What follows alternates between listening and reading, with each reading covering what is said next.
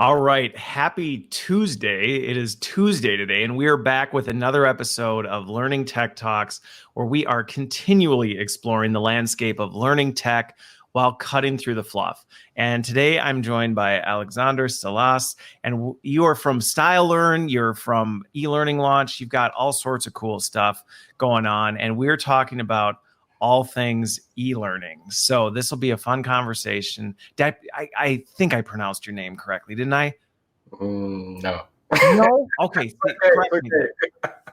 Salas. Salas. Okay. But I like it. I like it. It gives it a little French, A little French. Je m'appelle Alexander Salas. Salas, yes, right. Yeah, that's what I was doing actually. There you go. Intentional. No. You're I saw your facial expression. I was like, I feel like this has gone horribly wrong, and we're just in the introduction. So thankfully, we know each other, and we've got a good relationship going. So we should be fine. Of course. But if you're just joining us live now, go ahead, give us a thumbs up, share the post, tag in somebody who would benefit from our conversation while we get started. And while you are at it, comment in and let us know where you're joining from. It is a lovely day here in Waukesha, Wisconsin, western suburb of Milwaukee that you never heard about. Mm-hmm. Alexander, where are you coming from? Hey, beautiful, sunny Orlando, Florida, the home of COVID. No, just home of COVID. I mean, we're rocking it. We're like not in the right way, but we're out there. It's getting better. It's getting better. Okay. All right. So are you at home there? Yeah, I'm home here in Orlando. I was lucky enough. I was one of those folks that was always e-learning based, digital based from a long time ago. So, I was able to pivot quickly. But right now, we're just helping people, right? Yep. Helping anybody we can that needs to pivot. So, well, and I don't know about you, but I've been preparing for this whole moment my entire career. So for me, not a whole lot has changed. When you're in the digital space, it's a little bit easier to adjust. Yeah, same feeling. Okay, so before we get into the whole conversation related to all things e-learning, right. Question of the show that has nothing to do with e-learning, learning tech, or anything is, what does your favorite breakfast look like and why? So if you could have anything, it doesn't have to be a single breakfast item. Okay. This can be an entire spread if you'd like it to be. What would it be? Yeah, Are you a breakfast person? I guess that's the first question. Oh, yeah. Okay. Yeah. All right. I mean, I don't do it as much for health reasons now, but because of the whole IF thing, but, intermittent fasting. But no. I love breakfast. Breakfast is one of those things that, since I was a kid, it's obvious that I love it. But I would say, my go-to breakfast. So I was born in Venezuela. There's a little thing called arepa that is like a bread substitute. It's based out of corn maize, and so pre-cooked corn. You set it up, and it kind of looks like a big tortilla, but it's not a tortilla. It's a big one that you can cut and fill into it.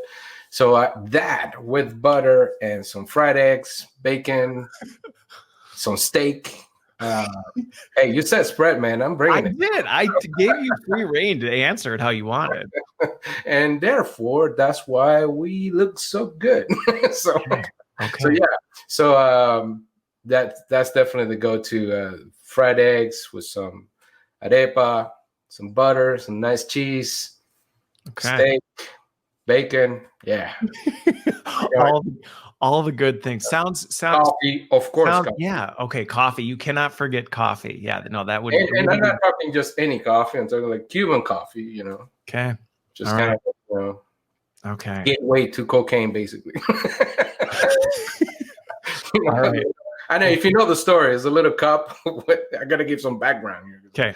There's a little cup full of sugar in Miami. It's called coladita. So if you ever try that, you'll know that you'll be a diabetic soon. Then yeah. So once you have one, you don't go back. You don't go back. Yeah. Got it. Well, you have everybody's commenting and saying like, please stop. I'm getting hungry. And you have a lot of fans of your breakfast spread. All right. So for me, right, I'm a breakfast person. Like that is one of the things I love breakfast food. I don't know that I'm terrible at favorites. So if it was like, what's your favorite? See, and then I ask it. So this was a terrible question, even on my behalf. But I'm like you. Like I love eating the type of breakfast that you end up finishing and going, I probably didn't need to eat all that, but it was so worth it in the moment. For me, though, I would probably go with, I love eggs. I eat so many eggs. We go through, my wife actually commented on this the other day. We go through like 100 and something eggs a week. Now, granted, I have a bunch of kids, but we also eat a ton of eggs. So eggs, pancakes, right, bacon, that whole thing, glass of orange juice, cup of coffee. Mine's not as specific. I have very simple tastes. Although based on your description of your dream breakfast, I think I would enjoy eating breakfast with you, Alexander. I think I would very much enjoy breakfast with you. Yeah. So when this whole thing ever calms, everybody's hungry now. Probably not a bad. They're all gonna like leave the show to go grab something to eat. Close to lunch, so it's fine. It's fine. We recorded, everybody. Anyway, well, now that I'm also hungry and we've got some time left to sit and chat, let's jump into it. Because what we're talking about today is one, e-learning and all things related to that. But before we get into it, tell me a little bit about your background, how you got into it, because you have a bit of a rep in the industry as an e-learning person. But what was that journey like for you? Ooh, man, it was a very exciting journey. At least for me, it was a very exciting journey because I read, like most people, you fall into it by accident. You fall into different things by accident. People do. Yep. But mine was sort of a calculated accident in a way. So I said the accident happened way early, where it was the fact that I found out that there was a career like, oh, you could be a teacher, but do it in a company. Oh, yeah. This is great. So from there, I pursued the degrees and stuff like that. So by the time I came into my first job, I already had a master's degree, right? Yeah. So a different perspective in a way. But the interesting piece was that my first job was sort of a learning facilitator. And really, I was a PowerPoint assassin. That's what it was. So not gonna lie about it. I'm not gonna be like, your regular thought leader here would never made a mistake. Hey, right.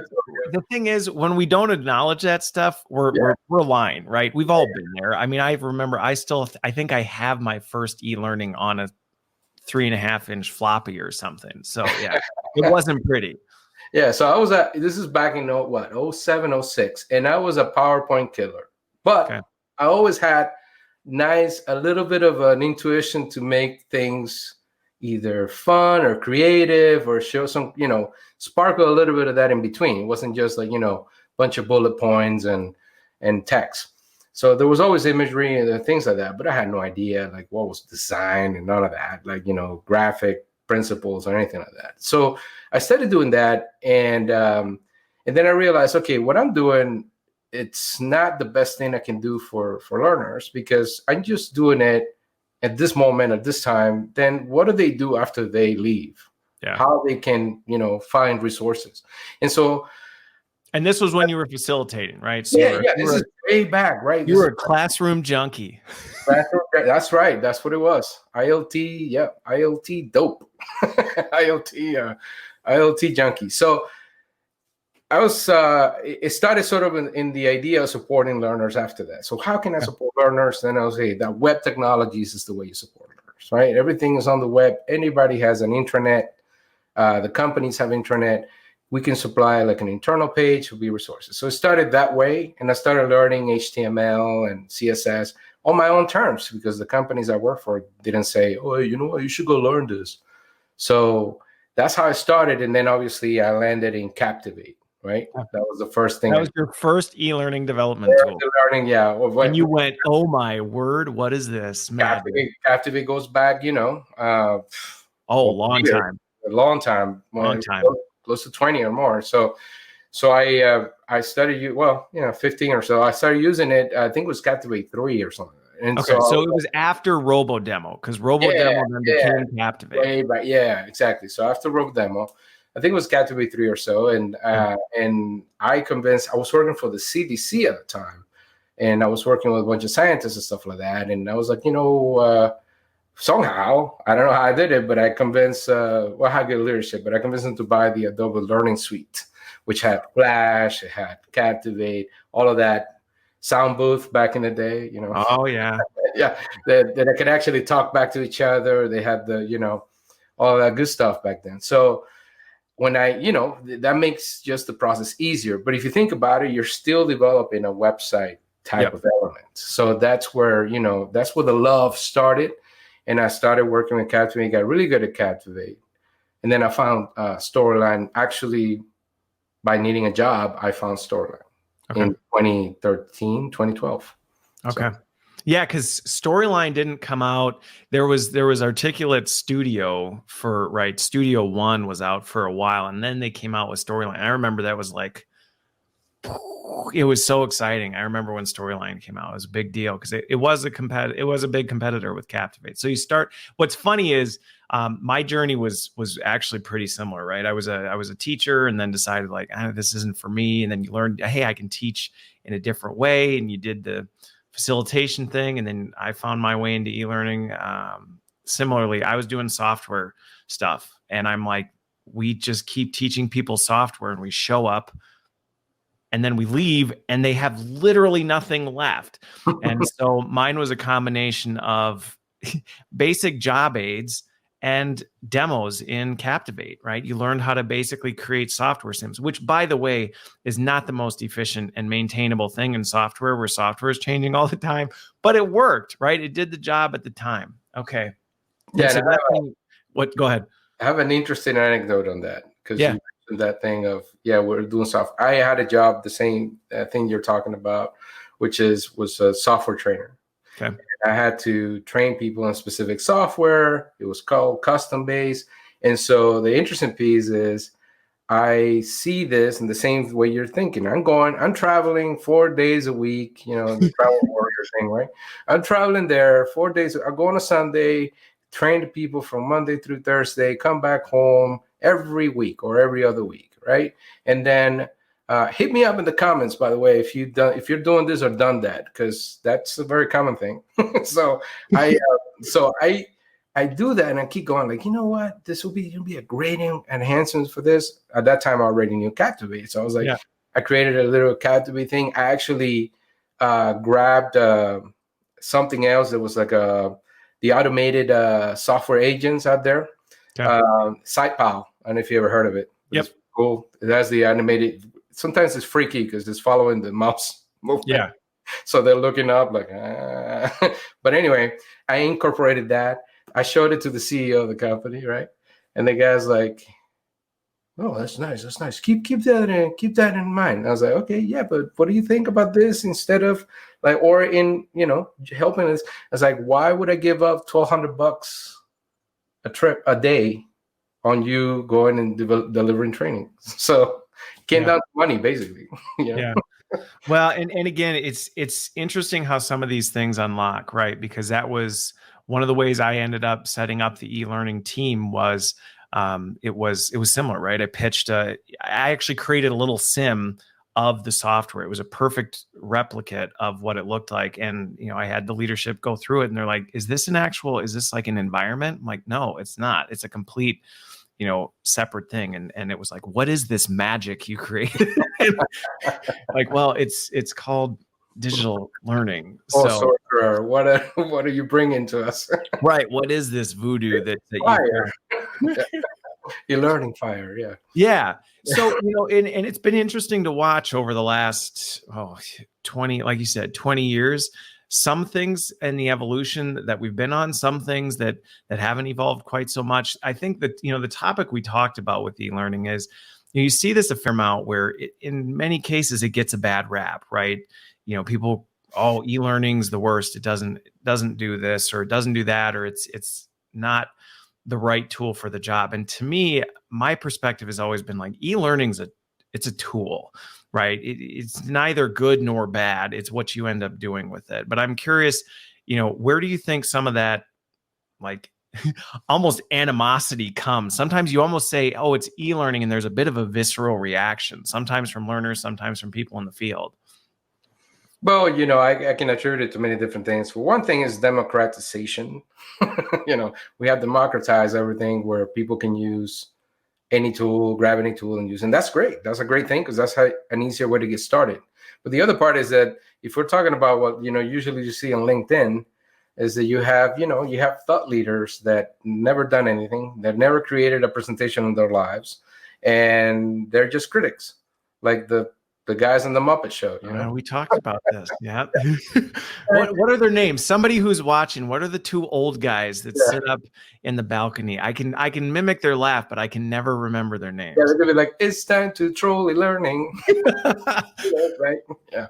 Well, and it's, the point about it, and we talked about this, is I think there's definitely one of the things I'm most grateful for in my career is having had the opportunity, like you said, to have sat in every chair and done it, right? And it's not that you can't lead if you haven't done it, but there's something about truly understanding what goes into it and understanding the complexity behind it. Because to your point, it's easy to be a critic, from an armchair and say, you know what, well, this is how it should be, or this is how I would do it differently.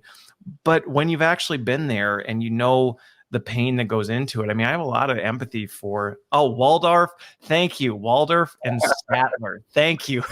I think that's Kareen or Boss. Anyway, right. But it gives you a greater degree of empathy to understand what actually goes into some of this stuff and some of the challenges that we face. I mean, it's not easy making e-learning. I think even with the democratization of the tech, it's not easy to just create a quality e-learning course. Is that a fair assessment? I mean, it's been a while since I've made one, but I've got to say, I still play around with the tools, and it's not as easy as people think. Yeah, it's all really like, I mean, if we're going to think of analogies, it's almost like, making a movie, right?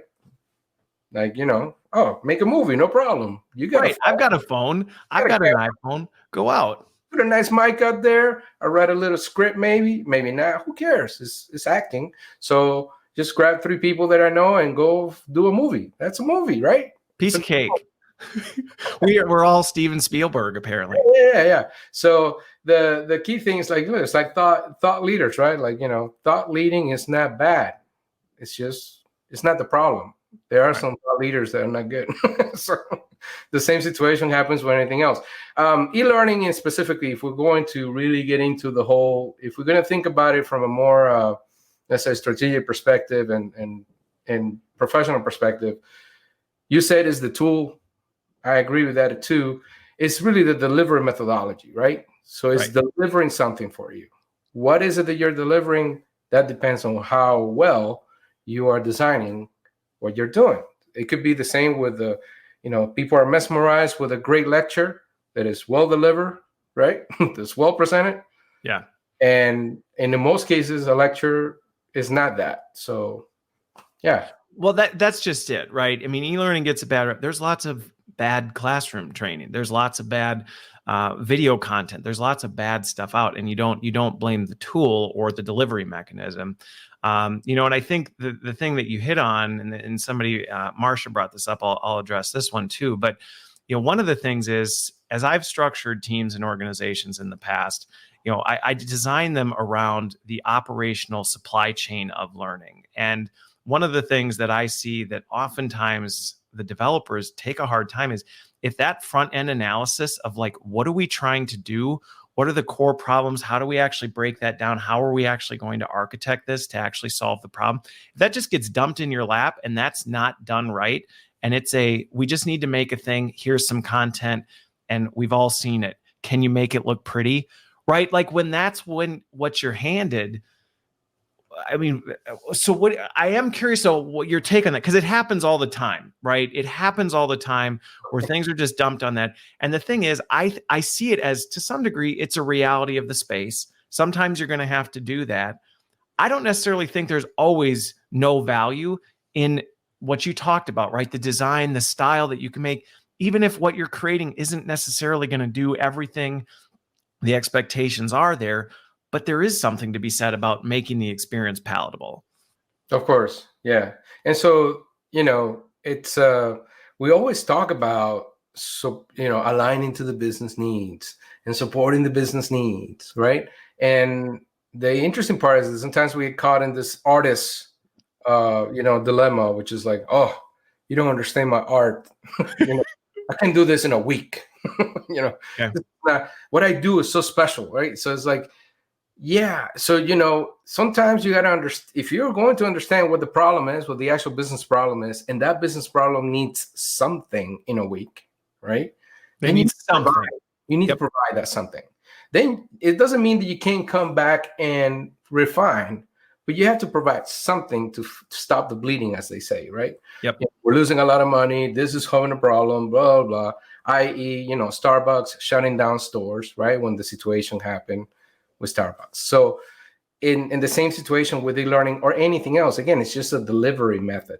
So the strategy behind it, the needs analysis you're talking about, that part is not easy. No. And that part is often watered down by a lot of people. Yes. We see that a lot on LinkedIn, which is like, oh no, you need to ask why, and you need to ask this, and I'm just picturing 3 business people coming to an instructional designer and probably thinking, do we really have to go to this person? Because all they're going to do is start asking why and what are we trying to do? Right. We already know what we're doing. We just need, so you got to understand where you're at, what your environment is. Sometimes people come to you and say, this just has to get done. I just want training. Yeah, I just want training. And training is not a solution. Great. But, you have to play with your environment and what you have. Well, and I think the point you bring up, right, is I think it's one of the most challenging things of being in this field is there's a bit of a balancing act that we're always doing, right? Going back to this artist dilemma, right? Because we know oftentimes what we need to do, what the right thing to do is, while at the same time, there is this balance of sometimes we just need to, right, put a square in the board. And it's like, I get that maybe that's not what we really want to do, or it's not the best solution. And sometimes we just have to, for again, balancing it. Now, where I see it swing too far is when that's all you're doing, right? When it's just like, okay, now we've moved to order taker, where every time someone comes and says we need training, and we just go out and do it. And again, I think it is this delicate balancing act, because we're working in an environment where many people don't really understand what it is we do. I think a lot of people don't really understand learning. And I think, Marcia brought this up a little bit ago. The whole managing expectations and the review cycles, that is an art. It's not a science, and it's very easy to say, this is how you should do it. Ask these 3 questions, say these 3 things. Right. It doesn't work that way. No, it doesn't work that way. No, it's a whole thing. And also, the gap that we have in the academic, from the academic practice to what employers need, right? And what's needed in the business. That's another huge thing that, that you have to be very cognizant of, because if you're just a lot of people in enterprise environments are just replicating academic models, right. And that's not how business operates, right? So like a business is not looking at the research, or it's not looking at theories or anything like that. Have you? I don't know. I've been 15 years, never sat in a meeting where business managers are going, so we're going to use Drucker's You haven't? Yeah. Oh, all the time. We're going to use so we're going to really use this time we're not going with Drucker's. This time we're going to use, I don't know, Agile. So it's like there are trends, and there are trendy stuff that also happens in the business end. And I think sometimes we kind of emulate what they're doing. And, what we do has so much science already documented. There's so much stuff that you can be guided by that it's not often what you hear also in the circles. Yeah. So, well, and I think, right, the way, so I've had a number of people on my teams, right? They've done their undergrad, they've done their grad school and things like that. And the coaching or the advice I give them is, right, know this stuff. It is so good to know it. It's good to have this knowledge in your head and to know that you're designing things around the cognitive sciences, around psychology. It's valuable to have that. your stakeholders don't need to know that you know all that, right? They don't need to know that that's what you're basing it on, because they don't know that stuff.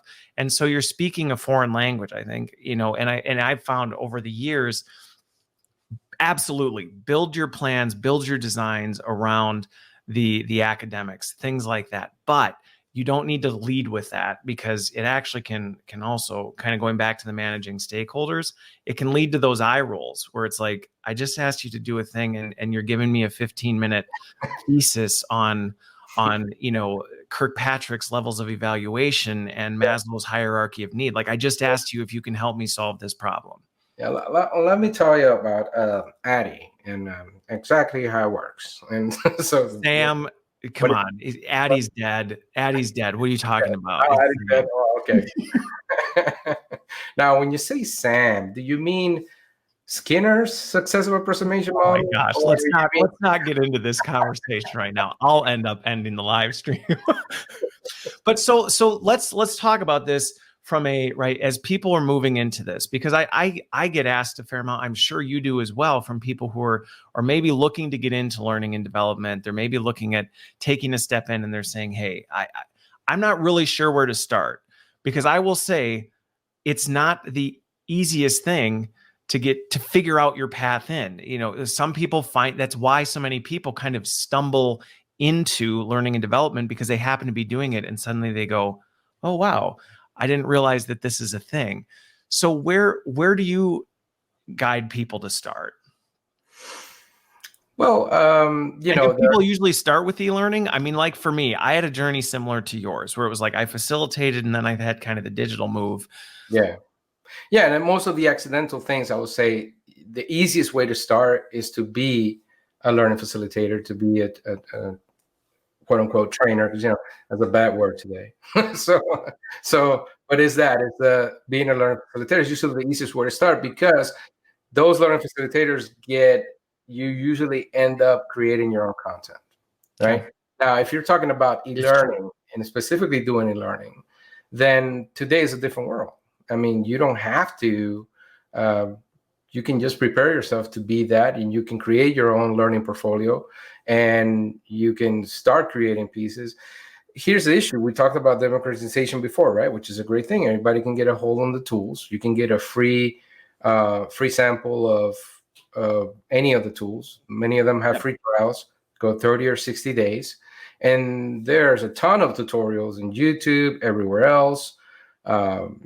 Whatever you want to go to, there's just a bunch of stuff where you can go and do that. All it takes is your discipline to do that. But the main thing is you don't have to now go through that side step.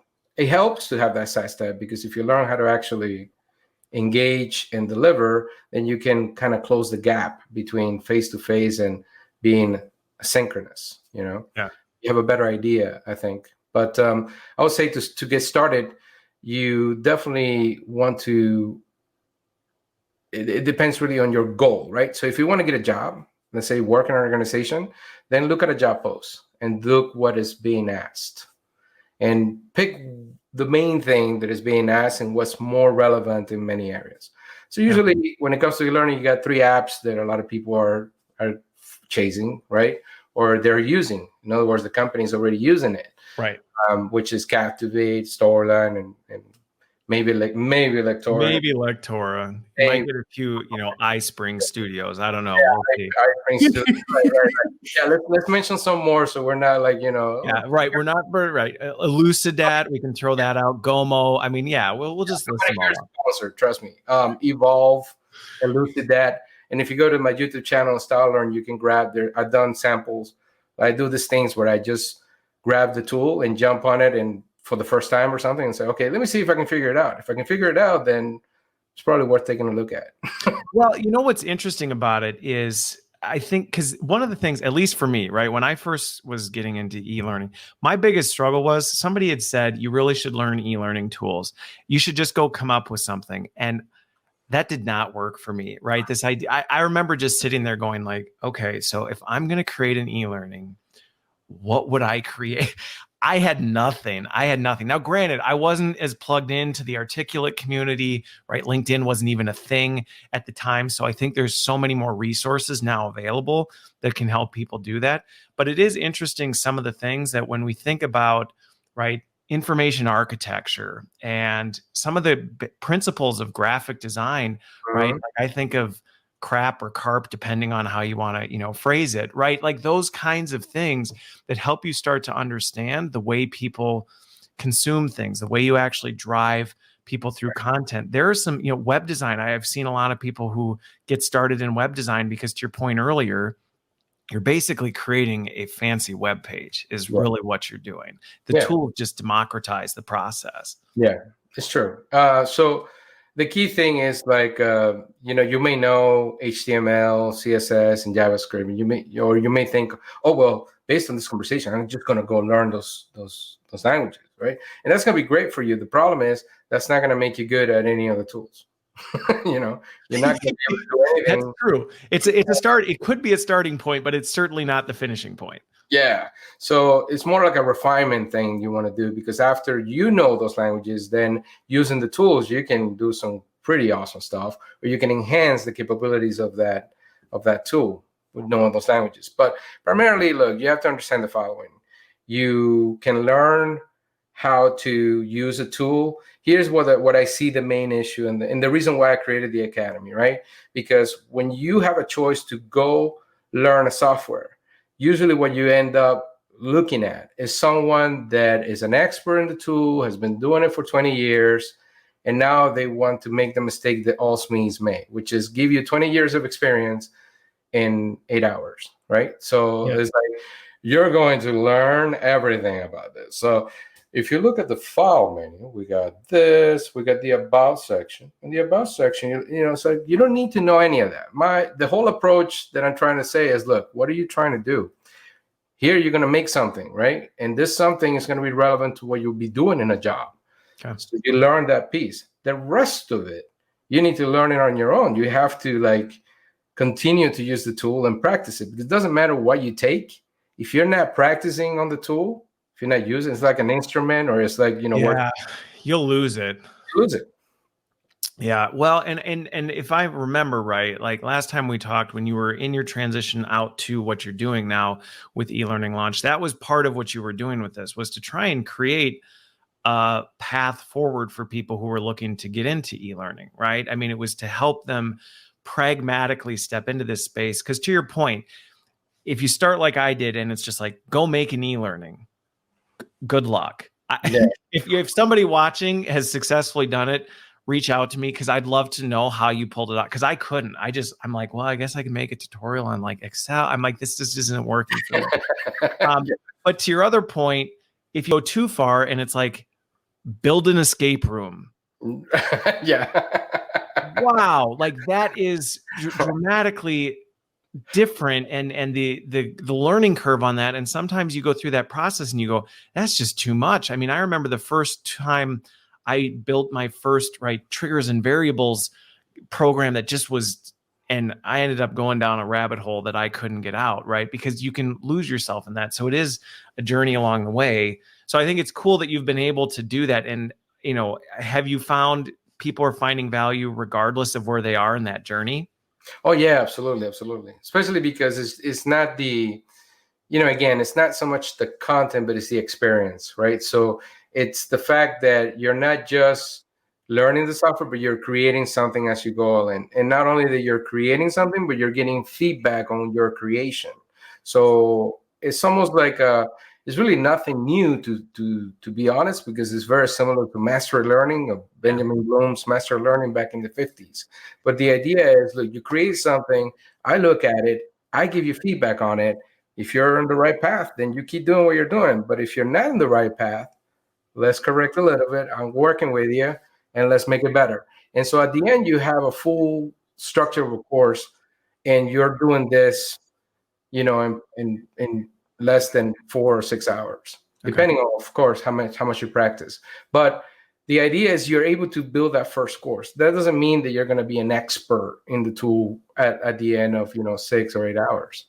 And it's not all in one shot. It's almost like a hybrid of self-paced and one-on-one feedback, right? So Okay.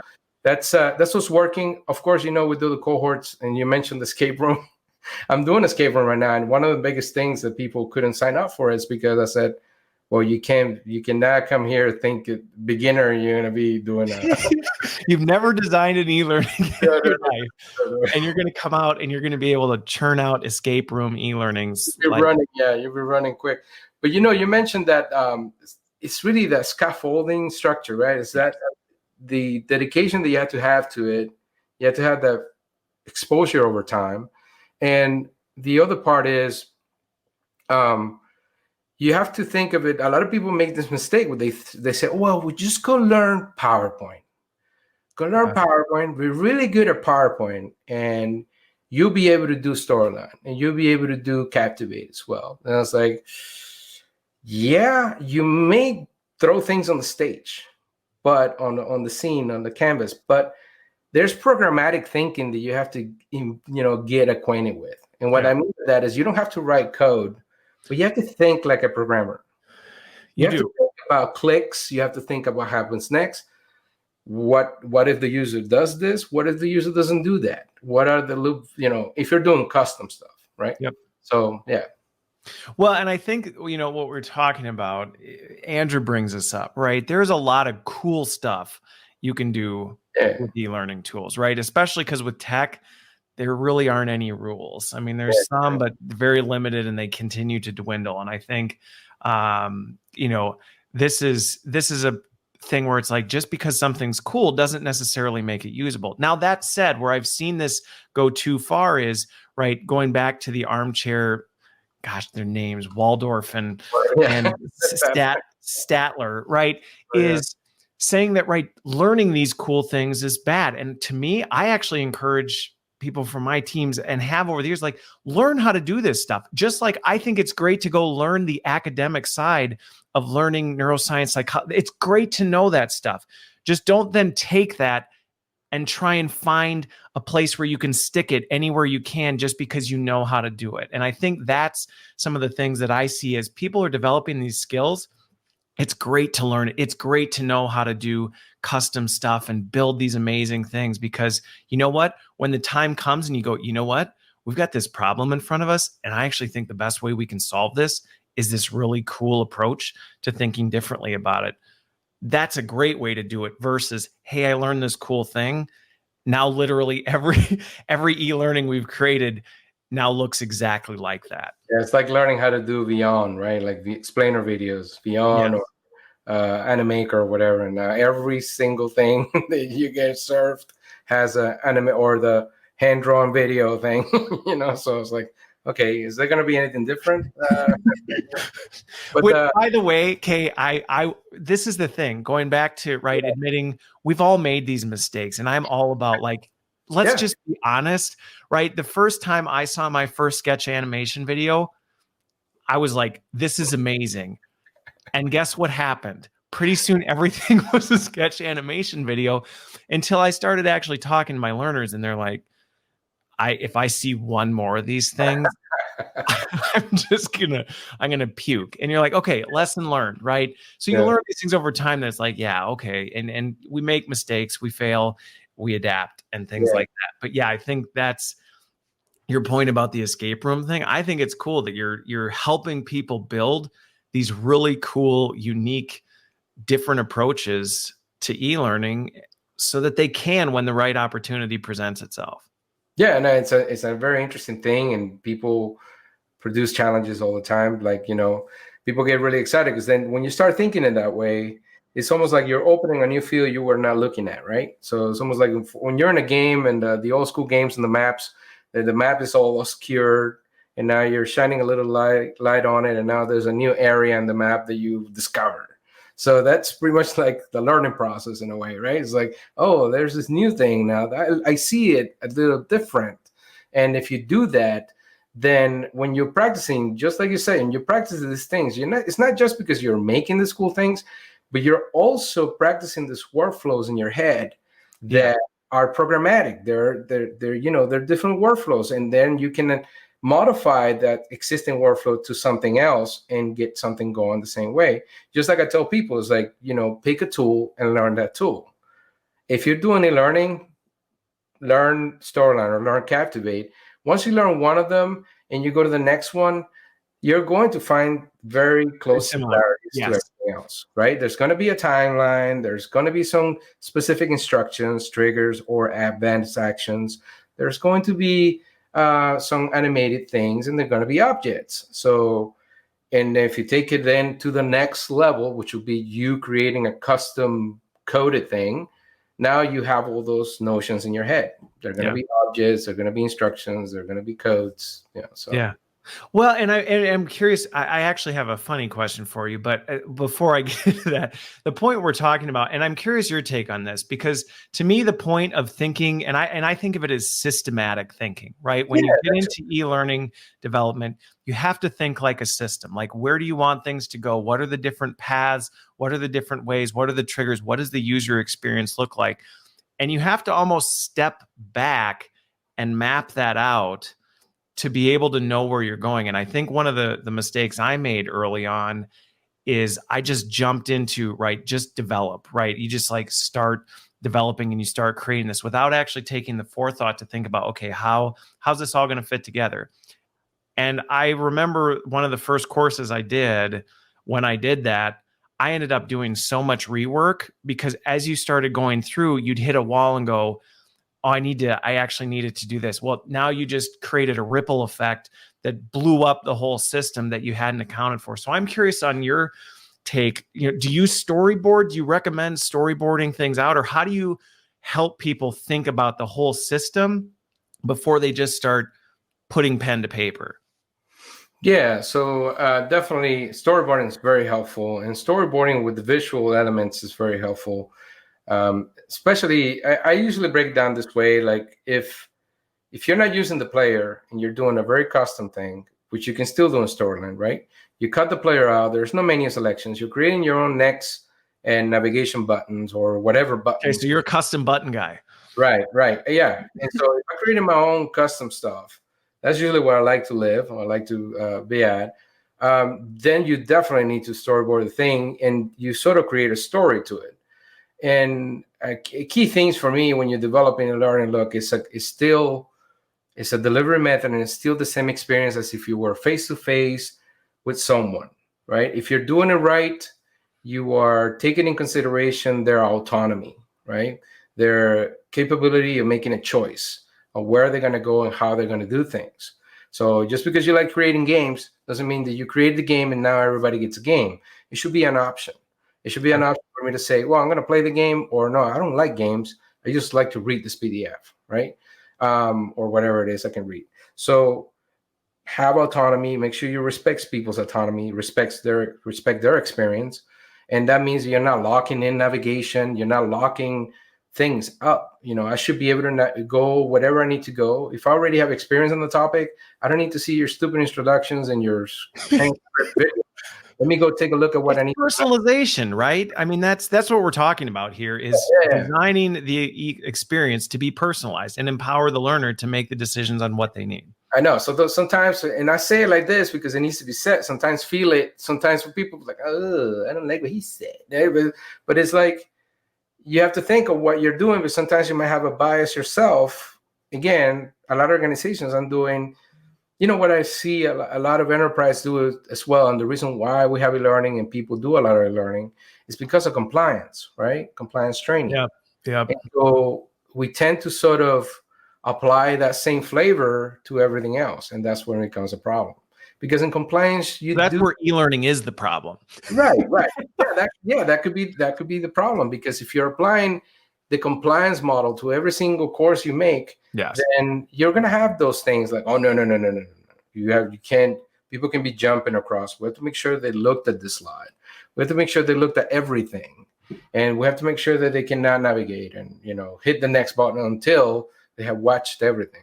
So now, it's just like the speed limit, right? Well, and it goes back to Marcia's point earlier about managing stakeholders. And again, I put a lot of accountability on leaders of learning organizations on this, because if your organization is pumping out the type of e-learning that makes everybody have that visceral response, you don't fire the team, you fire the coach, right? You look at the coach and go, well, what's going on there? Because either the expectations that we're setting with our stakeholders, the way we're approaching the problems, the way we're bringing this stuff in, we're not doing it right then if that's how that's being done. And I think that's the part where we have to recognize that, what I've seen over the years is that, right, our stakeholders have a perception just like a lot of other people. And so they have an idea that this is what it is. And I've been in meetings where it's like, well, they have to, what happens if they don't watch everything on the slide? Who cares? Like, why is that? So help me understand why that's so important. And then let's plan around that. But I think to your point, when we bring that compliance mindset to learning, we're setting ourselves up for failure. Oh yeah, it doesn't matter how awesome you make it and like that, because it's almost like if you go to Netflix and it says, well, you can't watch this awesome movie until you watch this crappy movie, so it's you're an adult. When you're an adult, that's the main difference, right? That's the main difference. People keep saying, oh, there's no difference between adults and kids. And I was like, no, there is a difference. The difference is autonomy. The difference is social responsibility. And the difference is the ability that when you're an adult, you're more likely to refute and rebel against whoever's telling you to do something to begin with. So yeah. Well, no, it's a good, and I think that's where we lose our way a little bit, right? When we're trying to force everyone through a singular path and say, well, and again, it's a lack of focus on the outcomes and more of a focus on the activity, right? It's well, they have to go through. Well, can they do the thing that we want them to do? If so, then let's not punish them for that. That's not the way adults want to be treated. So I am curious on this. This is a little bit of a shift, but I'm curious your take, because one of the things this isn't necessarily a struggle for me, because I'm not super detail oriented and I'm like 80-20, we're there, get it across the finish line. But I do see people sometimes get stuck in this. I've had to coach people on this, right? Which is, we can get so caught up in the details because, going back to, I think, well, how did you put it, right? The artist dilemma, right? We get so caught up in the perfection of it, we miss the mark on the delivery of it. How have you managed that, over the years of, because again, I'm a big advocate that it's like quality does matter. And I've seen where people just ship things out the door and you're like, that is not what I'm advocating for at all. But I've also seen it on the other end where, like I said, people are spending so much time on, right, the shape of this object or making sure that this animation fades just so. And you're like, look, you're the only person on the planet who's ever going to notice that, I promise. So how have you managed that, and how do you advise other people on it? Yeah, I usually tell people it's like, you have to fight that thing that's called designer ego, which is, we kind of mention it to be the art dilemma, the artist dilemma, the designer ego. Yeah, we're coming up with all sorts of cool terms. I know, right? Well, designer ego is a real thing. Designer ego is like, and it's sort of like the difference of being a designer and artist. Artists do things they might think they're doing things for everybody else, but artist is an expression. So you're expressing how you feel about something or your idea, right? It's not based on everybody else's needs. It's not based on solving a problem. And that's what designers comes in. But designer ego will be the thing where you're like, okay, I love e-learning. So e-learning is going to be the solution. And you have to realize when it is and when it's not.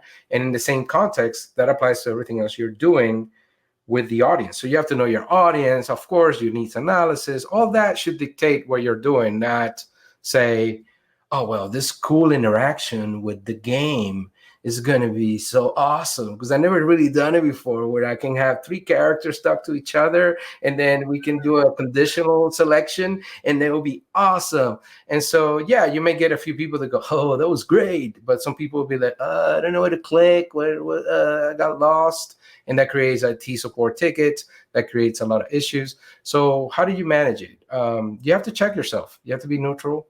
I've been practicing that a lot where I step out of my role and I look at it as the worst critic So I look at my thing as the worst critic could look at it, right? And you have to also, it's a great thing that today we're, or at least the last 4 or 5 years, we're talking so much about UX and UX design, because that comes into play. You have to look at that spectrum of the least capable user and the most capable user, and kind of, you want to hit those two needs. And I learned this one by just talking to Don Norman. Basically, it was like, set a spectrum, get the needs of the least capable, get the needs of the most capable, and then everybody else in between should fall all right. But it's still not a guarantee that everybody's going to be great or having a great experience. Well, and I think that's why the point you brought up earlier about personalization is so important, especially with e-learning, right? Especially with e-learning, because in the classroom or when you're doing things live, it's a little bit easier, a lot bit easier to pivot and adjust based on what's happening in the moment, right? You can read what's happening, you can adjust, you can pivot. You don't have that luxury with e-learning. So the phrase I use is, when you carpet bomb the organization with one approach, you're assuming everyone will universally have the same cognitive understanding, the same like attention, the same focus, the same aesthetic thing. Like, so you're designing to try and meet everybody. And that's where it's like, no. That's a compliance, yes. That's a compliance mindset. You have to say everybody's going to go through it different. And I completely agree with your point of, sometimes the hardest thing is stepping back and realizing, right, you fall in love with your work. I've been there, right? You design something, you're like, wow, I'm pretty awesome. Did you see this? Right. And then you get that feedback that, you know what you made isn't really that great, or actually it's really clunky and I had a hard time. And the natural reaction is like, how dare you? Right. But I think that is an important step, is that step in humility to say, okay, well, this is my perspective. And maybe I even have a bias because I made it. So I'm probably even more forgiving of some of the things than maybe my audience would be. Yeah. I had the same issue with also, the fact that you learn a tool and you become good at a tool. And so, I was using, I was a very big advocate of Storyline, right? I was a huge advocate of Storyline. And I should be a huge advocate of Storyline today, because that's how, I make things in the academy and things thrive that way. But I also learned that lesson as well, which is like, doesn't really matter. Those tools, those apps, they still got bugs. They try to respond so hard to the audience, to the L&D industry, that they start losing functionality, or they're adding too much stuff, and then they start breaking other things. So that happens to all of them. It happened to Captivate. It's happened to Storyline. And so the main thing you want to do is become good at one, and then start diversifying and learning others. Because like I said before, once you know the one, then you start getting assimilation to the others. And, in the end, the ultimate level is you being a developer, being a web developer, and being able to produce these things on a custom basis. Well, and I think, you tell me your take on it, but the other thing that, to your point, right, learn more than one thing, learn others. And I think the other thing where I've seen this come together in a positive way is when you start incorporating elements from things other than just the tool itself. Right. I think that's a dangerous place to get into when you're like, okay, I'm an articulate developer, so everything I develop is purely in Storyline. Instead of saying, well, who's to say you can't design media here and incorporate it here and bring this in? Again, thinking more about the user experience and saying, what is the best path to get the outcome that I'm driving towards? And again, that requires diversifying your portfolio of what you know how to use. Absolutely. So that's the key thing. I mean, if you like learning, there's no better thing to learn than how to deliver learning through electronic media, right? Which is e-learning. And that means that the field only continues to expand more and more. Like, there's AR, there's augmented reality, there's virtual reality. All those two require a full set of different skills and things. And you can learn AR just by using an app, like a desktop app type of thing, or you can learn how to code and then do custom based interactions with it. But again, goes back to the thing of, okay, this is great. You make a dragon come off the wall when I put my phone to it. How does that have to do anything with For what? For learning what? customer service? So Yep. and No. everything pretty much, as you mentioned, I think you have to have the balance. But in the beginning of everything, again, this is just a delivery method. Yep. So if you don't have the right analysis, if you don't have the right approach to solve the business problem, it doesn't really matter what you do. Right.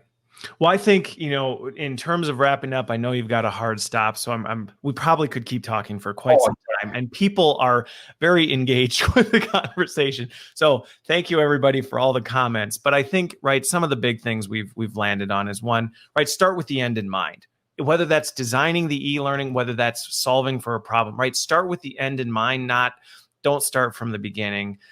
And I think the diversification of your tech portfolio and what you do is really important, because I've seen in L&D, a lot of times people have this singular view of what it means to be in L&D, right? What does that, it's e-learning. It's like, it is as wide as the ocean is deep. Like, you can be just about anything you want to be in learning and development once you figure out what that is. And getting into e-learning opens up a ton of opportunities, to your point. Software design, system architecture, like there is a ton of stuff you can do with that. So I think it's awesome.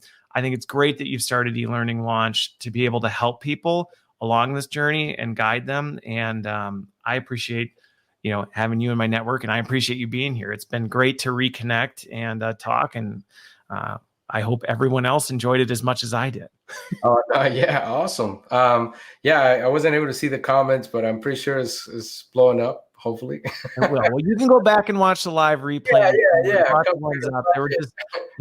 For sure. Well, thanks for being here. Thanks everybody for joining us. I hope you have a fantastic rest of your Tuesday and a wonderful rest of your week. I will be back here on Friday, and we'll be talking about coaching to human skills. So I will be with Tyler from Lingo Live. But thank you, Alexander, for joining me. Have a wonderful rest of your week. Thank you, Christopher. Thank you all.